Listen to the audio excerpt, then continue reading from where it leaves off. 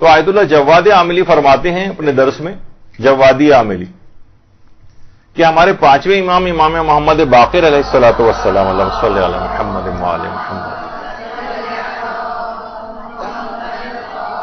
سے ایک روایت ہے جو کہ اصول کافی کی تیسری جلد کے اندر بیان ہوئی ہے کہ جس وقت کوئی بھی شخص مرے گا اور وہ قبر میں اتارا جائے گا،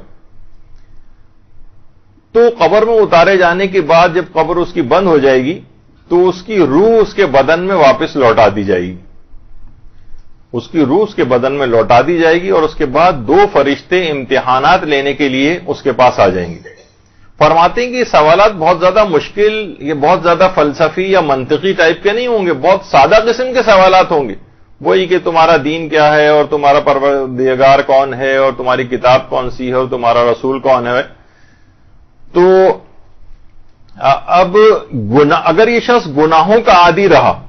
تو ایک بہت بڑا نقصان اس کے ساتھ یہ ہوگا کہ اس کا وہاں جا کر حافظہ کمزور ہو جائے گا۔ گناہوں کا ایک اثرات آپ کو پتہ ہے کہ وہ ہے نا کہ دروغ گورا حافظہ ناباشد، یعنی جھوٹا جو ہے وہ اس کا حافظہ نہیں رہتا۔ تو دنیا کے اندر بھی اس کے ساتھ یہ کہ یہ نسیان اس کو آخرت کے زندگی، برزخی زندگی میں بھی ہو جائے گا، یہاں تک کہ اس گناہوں کے اس نسیان کی بیماری کی وجہ سے عالم آخرت پہ اس کے اثرات منطبق ہوں گے، اور قبر میں جانے کے بعد یہ بھول کا مرض اس کو لاحق ہو جائے گا، اتنی زیادہ پریشانی کا یہ شکار ہوگا وہاں جا کر، روح اس کے جسم کے اندر واپس لوٹائی جائے گی، منکر و نکیر سوالات پوچھنے کے لیے آئیں گے، اور جس وقت یہ پوچھنے کے لیے آئیں گے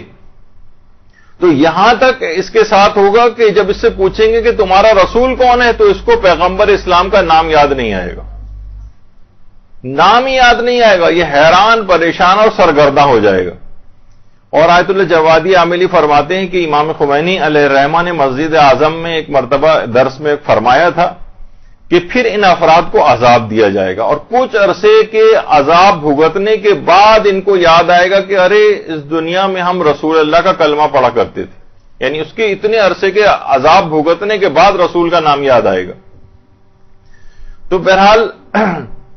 اب یہ ہے کہ دیکھیے، آپ نے دیکھا کہ بہرحال یہ گناہ جو ہیں وہ صرف فقط آپ ہماری دنیا کو ہی متاثر نہیں کرتے، ہماری برزخی زندگی کو متاثر کر رہے ہیں۔ جب بھی رمضان کا ایک بہت بڑا پیغام یہ ہے کہ انسان کو گناہ چھوڑنے کی مشق و پریکٹس اس میں کر لینی چاہیے، اور اس کے بعد اس سلسلے کو رمضان کے بعد بھی جاری رکھنا چاہیے۔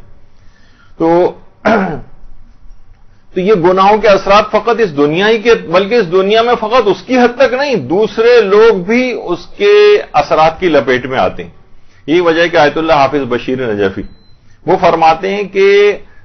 وہ بعض اوقات یہ ہوتا ہے کہ گناہ یہ خود کرتا ہے لیکن پوری کائنات کا مجرم ہو جاتا ہے، کیونکہ بہت سے گناہ ایسے ہیں جو صرف فقط اسی کو متاثر نہیں کرتے، کائنات کو بھی متاثر کرتے ہیں۔ بعض گناہوں کے باعث آسمان سے بارشیں برسنا بند ہو جاتی ہیں، لوگ کتنی پریشانی کا شکار ہوتے ہیں۔ بہت سے گناہ ایسے ہیں کہ جن سے بیماریاں جنم لیتی ہیں